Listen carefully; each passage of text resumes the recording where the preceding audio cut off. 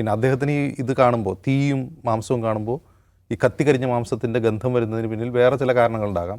കാരണം നമ്മൾ കണ്ടിട്ടുണ്ട് ഗുജറാത്ത് കലാപമൊക്കെ നമ്മൾ കണ്ടിട്ടുണ്ട്. ഗുജറാത്ത് കലാപത്തിലൊക്കെ മനുഷ്യരെ പച്ചയ്ക്ക് ജീവനോടെ കത്തിക്കുകയായിരുന്നു. ഇഹ്സാൻ ജാഫ്രി എന്ന് പറഞ്ഞൊരു കോൺഗ്രസ് MP ജീവനോടെ കത്തിച്ചു എന്നാണ് പറയുന്നത്. അപ്പോൾ അത്തരം കാര്യങ്ങളോട് പരിചയമുള്ള ആളുകൾക്ക് പെട്ടെന്ന് ഇത്തരം ദൃശ്യങ്ങൾ കാണുമ്പോൾ ഈ തീയും മാംസവും കാണുമ്പോൾ അവർക്ക് അതായിരിക്കും ഓർമ്മ വരുന്നുണ്ടാവുക. അതാരും കുഴപ്പമല്ല. അപ്പോൾ അവർ ചെയ്യേണ്ട കാര്യം എന്ന് വെച്ചാൽ ഇതിനോട് പരിചിതമാവുക. അവർക്ക് പരിചയമുള്ള മണങ്ങളാണ് അവർക്ക് വരിക, നമുക്ക് പരിചയമുള്ള മണങ്ങൾ നമുക്ക് ഇഷ്ടമാണ്. അത്രേ ഉള്ളൂ, ആ ഒരു വ്യത്യാസമേ ഉള്ളൂ. രണ്ടാമത് വേടൻ്റെ കാര്യം.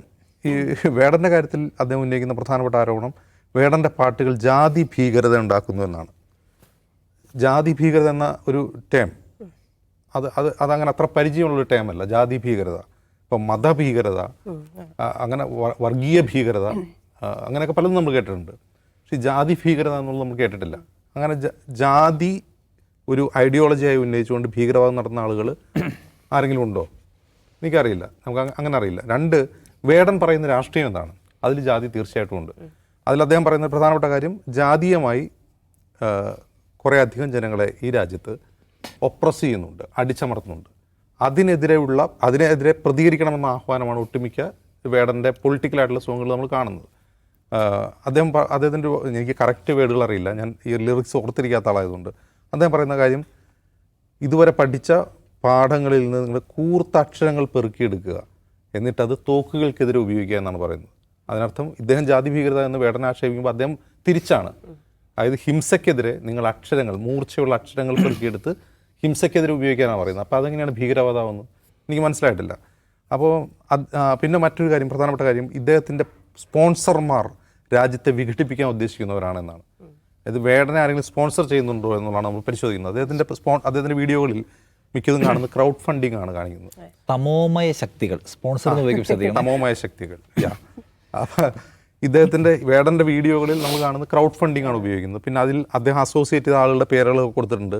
ആ പേരുകളൊന്നും പരിചിതമായ പേരുകളല്ല. ഇങ്ങനെ വിഘടനവാദം, ഇനിയിപ്പോൾ ഖലിസ്ഥാൻവാദികളോ അല്ലെങ്കിൽ വേറെ ഏതെങ്കിലും കശ്മീരിലെ തീവ്രവാദികളൊന്നും അദ്ദേഹത്തെ ഫണ്ട് ചെയ്യുന്നതായിട്ട് അതിൽ കാണുന്നില്ല. അദ്ദേഹവുമായിട്ട് അസോസിയേറ്റ് ചെയ്യുന്ന പേരുടെ ആ വീഡിയോയിൽ കാണുന്നതിൽ നമ്മളങ്ങനെ പ്രശ്നക്കാരായ ആരുടെ പേരും കണ്ടിട്ടില്ല. ഇനി അങ്ങനെ എന്തെങ്കിലും വിവരം ഈ പറയുന്ന മധുവിനുണ്ടെങ്കിൽ അദ്ദേഹം ഉടനെ തന്നെ മോദി സർക്കാരിനെ അറിയിക്കണം, അമിത്ഷായെ അറിയിക്കണം. അങ്ങനെ വിഘടനവാദികൾ ആരെങ്കിലും വേടനോടൊപ്പം അസോസിയേറ്റ് ചെയ്യുന്നുണ്ട് അവരെ പിടിച്ച് ജയിലിലിടണം. ഇപ്പോൾ ഇവിടെ ഓപ്പറേഷൻ സിന്ദൂറിനെതിരെ സംസാരിച്ചു എന്ന് പറഞ്ഞതിൻ്റെ പേരിൽ ഒരാൾ പിടിച്ചകത്തിട്ടുണ്ട്. അപ്പോൾ ഈ വേടനെ പോലെ ഒരാളെ ഉപയോഗിച്ച് ഈ നാട്ടുകാരെ മുഴുവൻ സ്വാധീനിക്കുന്ന ആ വിഘടനവാദ ശക്തികളുണ്ടെങ്കിൽ അവരെ പുറത്തുനിന്ന് ഉടനെ ജയിലിടുകയാണ് വേണ്ടത്, അല്ലാതെ നിന്ന് വളവള പ്രസംഗിയല്ല വേണ്ടത്. പിന്നെ ഈ തമോമായ ശക്തികൾ എന്നൊക്കെ അദ്ദേഹം ഉദ്ദേശിക്കുന്നത് എന്താണെന്ന്, ഇനി വേടൻ്റെ പൊളിറ്റിക്സിനെ പിന്തുണയ്ക്കുന്നവർ ആരെങ്കിലും RSSൻ്റെ രാഷ്ട്രീയ ശത്രുക്കളുണ്ടോ? അതൊരു പ്രശ്നമാണ്. ഇപ്പോൾ ഒരു ഉദാഹരണത്തിന് വേടന് ഒരുപാട് സർക്കാർ വേദികൾ കൊടുക്കുന്നുണ്ട്. അപ്പോൾ സർക്കാർ വേദികളിൽ നിന്ന് സർക്കാർ CPM ആണ് ഭരിക്കുന്നത്. ഇനിയിപ്പോൾ RSSന് ഇഷ്ടമല്ല CPM വേടനെ പ്രൊമോട്ട് ചെയ്യുന്നതെങ്കിൽ അതങ്ങനെ തന്നെ തുറന്ന് പറയണം. അവരെ വിഘടനവാദികൾ എന്ന് വിളിക്കുകയല്ല വേണ്ടത്.